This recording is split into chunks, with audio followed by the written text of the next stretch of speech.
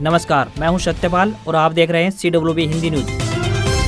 शक संवत 1948 विक्रम संवत 2083 आज वैशाख मास के शुक्ल पक्ष की 10वीं तिथि और दिन रविवार है। तदनुसार अंग्रेजी तारीख 26 अप्रैल सन 2026। सबसे पहले आज की सुर्खियां। हरियाणा में गर्मी का कहर, करनाल व अंबाला में चली लू, 44.6 डिग्री सेल्सियस के साथ रोहतक रहा सबसे अधिक गर्म। हरियाणा में किसानों के लिए बड़ी खुशखबरी, 370 करोड़ रुपए मुआवजा राशि की मिली मंजूरी। हरियाणा में किसानों के लिए लॉन्च होगी ई खरीद ऐप, एक साथ मिलेंगे कई फायदे। अब मजदूरों की बेटियों को मिलेगी इलेक्ट्रिक स्कूटी। हरियाणा सरकार देगी 26 अप्रैल यानी आज से खुलने जा रहा है पोर्टल। दिव्यांगजनों को हरियाणा सरकार की बड़ी सौगात, रोडवेज बसों में मुफ्त सफर की मिलेगी सुविधा। फतेहाबाद रोडवेज डिपो को मिलेगा 10 नई बसों का तोहफा, लंबे रूटों पर होगा संचालन। हरियाणा में सौगणना के लिए 30 अप्रैल लास्ट डेट, 1 मई से शुरू होगा हर घर वेरिफिकेशन। हाईवे पर लंबी कतारों और टोल ठहराव से मिलेगा छुटकारा, बताएंगे पूरी अपडेट। हरियाणा पुलिस भर्ती में बड़ा अपडेट, PMT के लिए नए बैच टाइम हुए जारी, 4 बैच में होगा टेस्ट। गुरुग्राम में आधुनिक सुविधाओं से लैस पटौदी का कम्युनिटी सेंटर जल्द होगा शुरू, आम लोगों को मिलेगा बड़ा फायदा।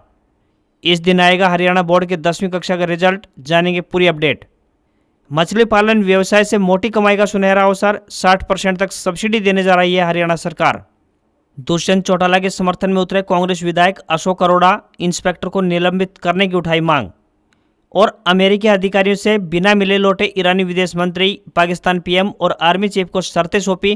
ट्रंप ने अपने दूतों को इस्लामाबाद जाने से रोका। और अब खबरें विस्तार से। हरियाणा में गर्मी अपनी चरम सीमा पर है। सूरज की तेज धूप अब झुलसाने लगी है। राज्य के तापमान में भारी उछाल दर्ज किया गया है, जिससे जनजीवन प्रभावित हुआ है। मौसम विभाग ने कई जिलों में लू और वार्म नाइट को लेकर अलर्ट जारी किया है। अगर राज्य में तापमान पर नजर डालें तो तापमान बढ़ता ही जा रहा है। राज्य के 13 शहरों में अधिकतम तापमान 42 डिग्री सेल्सियस को पार कर चुका है। इसमें रोहतक, सिरसा, हिसार, नारनौल, फरीदाबाद जैसे जिले शामिल हैं। राज्य में सबसे गर्म जिला रोहतक रहा है, जहाँ का तापमान 44 डिग्री सेल्सियस को पार कर गया है। भीषण गर्मी से बचने के लिए लोगों ने घर से बाहर निकलना बंद कर दिया है। सड़कों पर पहले की तुलना में आवाजाही बहुत कम हो गई है। मौसम विशेषज्ञ डॉक्टर चंद्रमोहन के अनुसार फिलहाल राज्य में गर्मी को देखते हुए येलो अलर्ट जारी किया गया है। पश्चिमी विक्षोभ सक्रिय होने से मौसम में परिवर्तन देखने को मिलेगा। दूसरा पश्चिमी विक्षोभ 28 अप्रैल को और तीसरा 30 अप्रैल को सक्रिय होगा। कुछ स्थानों पर मध्यम से तेज बारिश की संभावना जताई गई है। इस दौरान राज्य में तेज आंधी और बारिश की गतिविधियां लगातार जारी रह सकती हैं। हरियाणा के CM नायब सिंह सैनी ने रबी सीजन 2026-27 की खरीद व्यवस्था को लेकर एक प्रेस कॉन्फ्रेंस को संबोधित किया और इस बारे में महत्वपूर्ण जानकारी साझा की। उन्होंने बताया कि प्रदेश की मंडियों में हुई गेहूं की बम्पर आवक ने पिछले 4 साल का रिकॉर्ड ध्वस्त कर दिया है। मुख्यमंत्री ने बताया कि 24 अप्रैल तक मंडियों में 81,48,000 मीट्रिक टन गेहूं मंडियों में पहुंच चुका है, जिसकी कीमत की बात करें तो 21,000 करोड़ रुपए से अधिक है। मुख्यमंत्री सैनी ने बताया कि किसानों को उनकी फसल का भुगतान 48 से लेकर 72 घंटे के बीच डायरेक्ट बेनिफिट ट्रांसफर यानी DBT के माध्यम से सीधे बैंक खातों में किया जा रहा है। मुख्यमंत्री ने आने वाले समय के लिए खरीद प्रक्रिया में कई बड़े कदमों का जिक्र करते हुए बताया कि किसानों को व्हाट्सएप के जरिए QR कोड आधारित J-फॉर्म भेजने की तैयारी है, जिससे बैंक से लोन लेना आसान हो जाएगा। अगले सीजन से किसान ई खरीद एप्लीकेशन लॉन्च की जाएगी, जिसमें भुगतान स्टेटस, गेट पास, भूमि सत्यापन जैसी सभी जानकारियां एक ही प्लेटफॉर्म पर मिलेगी। धान मिलर्स के भुगतान को भी इसी सिस्टम से जोड़ने की योजना है, ताकि पूरी प्रक्रिया को और अधिक पारदर्शी बनाया जा सके। हरियाणा में श्रमिक परिवारों के लिए एक अच्छी खबर सामने आई है। बता दें कि लगभग 1 साल के लंबे इंतजार के बाद मजदूरों की बेटियों को ई स्कूटी योजना का लाभ मिलने जा रहा है। श्रम विभाग 26 अप्रैल यानी आज से पोर्टल दोबारा से लाइव करेगा, जिसके तहत पात्र लाभार्थियों को 50,000 रुपए के ई वाउचर कोड जारी किए जाएंगे। मिली जानकारी के अनुसार जिन श्रमिकों की वर्क स्लिप जांच में सही पाई गई है, उनकी बेटियों को यह लाभ मिलेगा। मुख्यालय की ओर से पात्र श्रमिकों को फोन कॉल के माध्यम से भी सूचना दी जा रही है। हाल ही में श्रम विभाग में तकरीबन 1500 करोड़ रुपए के घोटाले का मामला सामने आया था। जांच में फर्जी लाभार्थियों के नाम पर राशि निकाले जाने का खुलासा हुआ, जिसके बाद विभाग ने वर्क स्लिप की जांच शुरू कर पोर्टल को बंद कर दिया था। अब जांच पूरी होने के बाद पात्र श्रमिकों के लिए पोर्टल फिर से खोला जा रहा है। राज्य सरकार के एक प्रवक्ता ने बताया कि पोर्टल शुरू होने के बाद पात्र श्रमिक विभिन्न योजनाओं के लिए भी आवेदन कर पाएंगे। इसमें औजार खरीदने के लिए 8,000 रुपए, बेटियों की शादी पर 1,01,000 रुपए, श्रमिक की मृत्यु हो जाने पर 2 से 5 लाख रुपए तक आर्थिक सहायता राशि और बोर्ड परीक्षा टॉपर को 8,000 से 51,000 रुपए प्रोत्साहन राशि शामिल है। हरियाणा कर्मचारी चयन आयोग यानी HSSC द्वारा हरियाणा पुलिस कांस्टेबल के 5,500 पदों के लिए फिजिकल मेजरमेंट टेस्ट यानी PMT चल रहा है। हरियाणा SSC ने कांस्टेबल यानी GD और रेलवे पुलिस के पुरुष उम्मीदवारों के लिए फिजिकल मेजरमेंट टेस्ट यानी PMT के दूसरे सेशन का शेड्यूल जारी कर दिया है। इससे पहले भी फर्स्ट सेशन का शेड्यूल आ चुका है और उम्मीदवारों का PMT हो चुका है। यह शेड्यूल 27 अप्रैल से 29 अप्रैल 2026 तक के लिए दिया गया है। 27 अप्रैल को 2,89,000 से 3,40,000 तक के रजिस्ट्रेशन नंबर वाले उम्मीदवारों को PMT के लिए बुलाया गया है। वहीं 28 अप्रैल और 29 अप्रैल के लिए भी अलग अलग रेंज निर्धारित की गई है। कमीशन ने कहा है कि जिन उम्मीदवारों को शॉर्टलिस्ट किया गया है उन्हें अलग अलग दिन और टाइम स्लॉट यानी बैच में बुलाया जाएगा। हर दिन के लिए 4 बैच बुलाए गए हैं, जिसमें सुबह 6:30 बजे से 8:30 बजे, 10:30 बजे और दोपहर 12:30 बजे तक अभ्यर्थियों को आना होगा। सभी उम्मीदवारों को सलाह दी गई है कि वे अपने रजिस्ट्रेशन नंबर के अनुसार अपना शेड्यूल ध्यान से देख लें और उसी समय पर पहुंचे।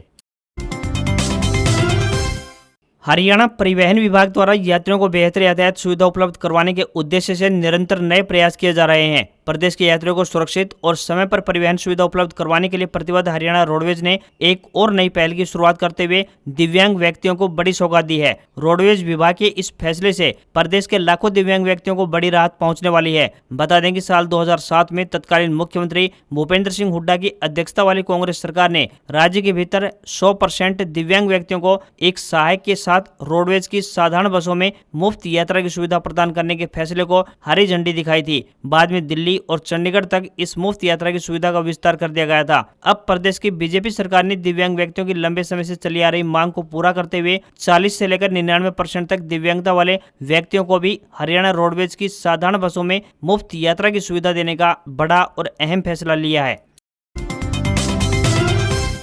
हरियाणा में किसानों के लिए एक राहत भरी खबर सामने आई है। बता दें कि प्रदेश सरकार ने खरीफ सीजन 2025 फसल मुआवजा योजना के तहत 370.52 करोड़ रुपए की धनराशि को मंजूरी प्रदान कर दी है। इस फैसले से राज्य के 1.5 लाख से अधिक किसानों को इसका सीधा फायदा मिलेगा और मुआवजा राशि सीधे उनके बैंक खातों में डायरेक्ट बेनिफिट ट्रांसफर यानी DBT के माध्यम से भेजी जाएगी। सीएम नायब सिंह सैनी ने ई क्षतिपूर्ति पोर्टल की समीक्षा बैठक के दौरान अधिकारियों को निर्देश दिए कि मुआवजा राशि का भुगतान शीघ्र किसानों पहुंचाया जाए। प्रदेश सरकार के एक अधिकारी ने बताया कि यह राशि उन लंबित दावों से संबंधित है जिनकी तकनीकी जांच की गई थी। पहले चरण में 53,821 किसानों को 116.15 करोड़ रुपए जारी किए जा चुके हैं, जबकि अब शेष किसानों को मुआवजा राशि का लाभ मिलेगा।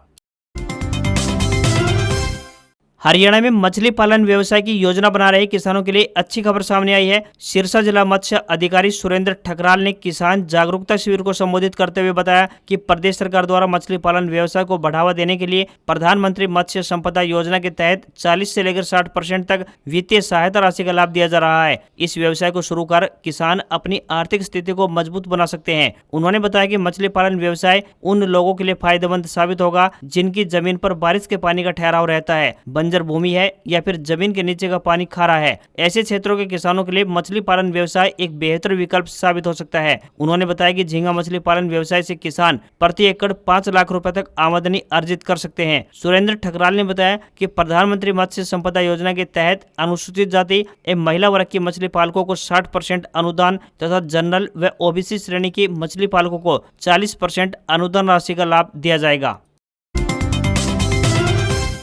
हरियाणा स्कूल शिक्षा बोर्ड यानी HBSC की तरफ से फरवरी-मार्च 2026 में कक्षा 10वीं की वार्षिक बोर्ड परीक्षाएं आयोजित की गई थी। इन परीक्षाओं का आयोजन 26 फरवरी से लेकर 20 मार्च 2026 तक संपन्न किया गया। परीक्षा समाप्त होने के बाद अब छात्र रिजल्ट का बेसब्री से इंतजार कर रहे हैं। अभी बोर्ड की तरफ से रिजल्ट के लिए कोई निश्चित तारीख घोषित नहीं की गई है, मगर पिछले सालों के ट्रेंड और आधिकारिक अपडेट्स के आधार पर अंदाजा लगाएं तो संभावना है कि बोर्ड द्वारा 10वीं कक्षा की परीक्षा का रिजल्ट मई महीने के दूसरे हफ्ते में जारी किया जा सकता है। हरियाणा विद्यालय शिक्षा बोर्ड द्वारा परीक्षा के आंसर शीट की जांच चल रही है। बोर्ड के चेयरमैन की तरफ से बताया गया है कि मूल्यांकन का काम तेजी से हो रहा है ताकि रिजल्ट समय पर जारी किया जा सके। पहले कक्षा 12वीं का रिजल्ट जारी होगा तथा उसके बाद कक्षा 10वीं के नतीजे जारी किए जाएंगे। नतीजे जारी होने के बाद बोर्ड एक प्रेस कॉन्फ्रेंस के माध्यम से पास होने का प्रतिशत, टॉपर्स की लिस्ट और अन्य आंकड़े भी जारी करेगा।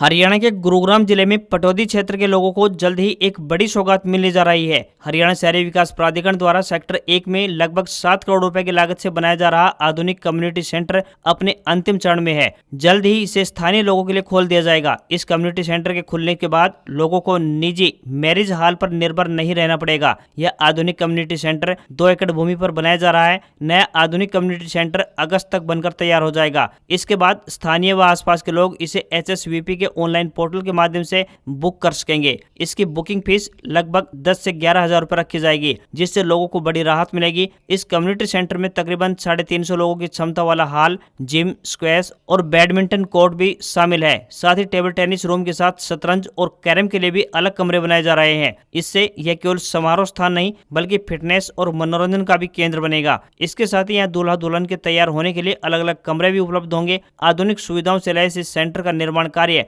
लगभग 90% पूरा हो चुका है।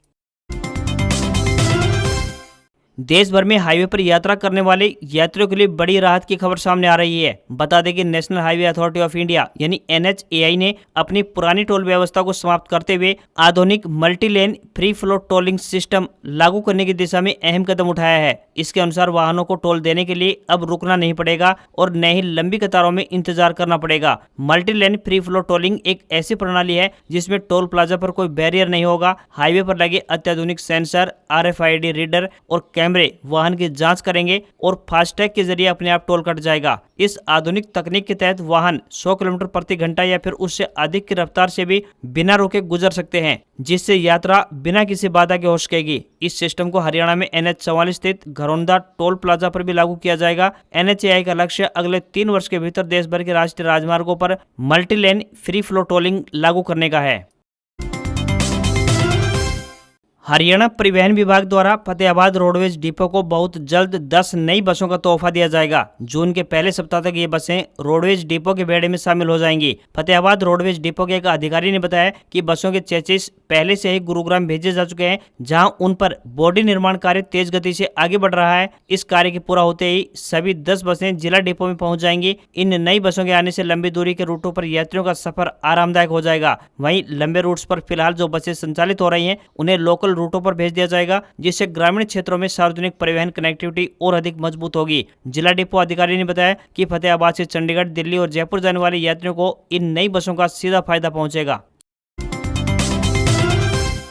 वायुसेना नर्सरी स्कूल मारुत कैंप नई दिल्ली द्वारा विभिन्न पदों पर भर्ती के लिए आवेदन मांगे गए हैं। जो भी उम्मीदवार इन पदों के लिए इच्छुक हैं वे रजिस्टर्ड डाक के माध्यम से अपने आवेदन जमा करवा सकते हैं। आवेदन करने की अंतिम तिथि 11 मई है। इन सभी पदों के लिए आवेदक साक्षर होने चाहिए। आवेदक के पास कक्षा 1 से लेकर 10 तक कोई भी योग्यता हो सकती है। किसी भी वर्ग के उम्मीदवारों को कोई भी आवेदन शुल्क नहीं देना है। न्यूनतम आयु 21 वर्ष और अधिकतम आयु 40 वर्ष तय की गई है। पदों की बात करें तो हेल्पर रेगुलर, हेल्पर संविदा और गार्डनर कम वॉचमैन के पदों के लिए ये भर्तियां होने जा रही हैं। इन पदों के लिए आपको ऑफलाइन माध्यम से आवेदन भेजने होंगे। सैलरी 13,000 रुपए से लेकर 22,000 रुपए पर मंथ मिलेगी। कुरुक्षेत्र के थानेसर से कांग्रेस विधायक अशोक अरोड़ा ने देश और प्रदेश की सियासत पर तीखा हमला बोला है। उन्होंने भारतीय जनता पार्टी पर खरीद फरोख्त की राजनीति करने का आरोप लगाया। साथ ही दल बदल करने वाले नेताओं पर भी सवाल उठाए। इसी दौरान उन्होंने दुष्यंत चौटाला और CIA इंस्पेक्टर के बीच चल रहे विवाद में दुष्यंत चौटाला का समर्थन भी किया। अरोड़ा ने दुष्यंत चौटाला का समर्थन करते हुए कहा कि बिना वर्दी कार्रवाई करना गलत है और उसकी निष्पक्ष जाँच भी होनी चाहिए। उन्होंने कहा कि अगर किसी को सुरक्षा दी गई है और उसके साथ इस तरह का व्यवहार होता है तो एक गंभीर मामला है। संबंधित इंस्पेक्टर पर कार्रवाई अवश्य होनी चाहिए। मीडिया से बातचीत में अशोक अरोड़ा ने कहा कि भारतीय जनता पार्टी जिस तरह से विधायकों की खरीद फरोख्त कर रही है उससे लोकतंत्र मजाक बनकर रह गया है। अरोड़ा ने आम आदमी पार्टी के नेता राघव चड्ढा के उस बयान पर प्रतिक्रिया दी जिसमें उन्होंने दम घुटने की बात कही थी। अरोड़ा ने कहा कि अगर वास्तव में ऐसा था तो उन्हें सबसे पहले अपने पद से इस्तीफा देना चाहिए था। राज्यसभा सदस्य बनाना पार्टी का फैसला था। ऐसे में नैतिकता के आधार पर पहले इस्तीफा देना जरूरी था। अरोड़ा ने कहा कि बिना इस्तीफा दिए पार्टी बदलना लालच को दर्शाता है। ईरान के विदेश मंत्री अब्बास अरागची शनिवार शाम इस्लामाबाद से अमेरिकी अधिकारियों से बिना मिले ही लौट गए। उन्होंने अपने दौरे के दौरान पाकिस्तान के प्रधानमंत्री शहबाज शरीफ, आर्मी चीफ आसिम मुनीर और अन्य अधिकारियों से मुलाकात की। रॉयटर्स की रिपोर्ट के मुताबिक अरागची ने पाकिस्तान को ईरान की शर्तें और अमेरिकी मांगों पर अपनी आपत्तियां भी सौंप दी हैं। ईरान ने अमेरिका से सीधे बातचीत करने से इनकार कर दिया है। विदेश मंत्रालय के प्रवक्ता इस्माइल बघई ने कहा कि ईरान अपनी बात पाकिस्तान के जरिए ही अमेरिका तक पहुंचाएगा। इसी बीच अमेरिकी राष्ट्रपति डोनाल्ड ट्रंप ने अपने दूत स्टीव विटकॉफ और दामाद जेरेड कुशनर का पाकिस्तान दौरा रद्द कर दिया है। ये दोनों ईरान से बातचीत के लिए इस्लामाबाद पहुंचने वाले थे। फॉक्स न्यूज से बातचीत में ट्रंप ने कहा कि अगर ईरान बातचीत करना चाहता है तो वह खुद अमेरिका से संपर्क कर सकता है। पाकिस्तान की मध्यस्थता में ईरान और अमेरिका के बीच 11 से 12 अप्रैल को इस्लामाबाद में पहले दौर की बातचीत संपन्न हुई थी। 21 घंटे तक यह वार्ता चलने के बावजूद नाकाम हो गई थी। दोनों के बीच हॉर्मुज स्ट्रेट पर कंट्रोल और न्यूक्लियर प्रोग्राम को लेकर सहमति नहीं बन पाई थी। हरियाणा में जनगणना की 100 गणना प्रक्रिया जारी है। नागरिक 30 अप्रैल 2026 तक ऑनलाइन माध्यम से पंजीकरण कर सकते हैं। इस पहल के तहत लोग आधिकारिक पोर्टल se.census.gov.in पर घर बैठे अपनी जनगणना से जुड़ी जानकारी स्वयं भर सकते हैं। सरकार की ओर से जारी रिपोर्ट के अनुसार 100 गणना पूरी होने के बाद 1 मई से 30 मई 2026 तक राज्य में घर घर जाकर मकानों का सूचीकरण और जानकारी का सत्यापन किया जाएगा। इस दौरान गणना कर्मी नागरिकों द्वारा दी गई जानकारी का मिलान करेंगे। सरकार के अनुसार 100 गणना की सुविधा मोबाइल, टैबलेट या फिर कंप्यूटर के जरिए कहीं से भी की जा सकती है। 100 गणना फॉर्म में तकरीबन 33 सवाल पूछे जाएंगे। सरकार की ओर से प्रदेश के नागरिकों से अपील की है कि 30 अप्रैल तक 100 गणना प्रक्रिया में भाग लेकर सही और पूरी जानकारी दें, ताकि सरकार विकास योजनाओं को बेहतर तरीके से लागू कर सके और राज्य के समग्र विकास को गति मिल सके। आज खबरों में बस इतना ही। देखते रहिए आपका अपना हरियाणा का सबसे बेहतरीन news channel CWB Hindi news. नमस्कार। इसी आशा के साथ आपका दिन शुभ रहे।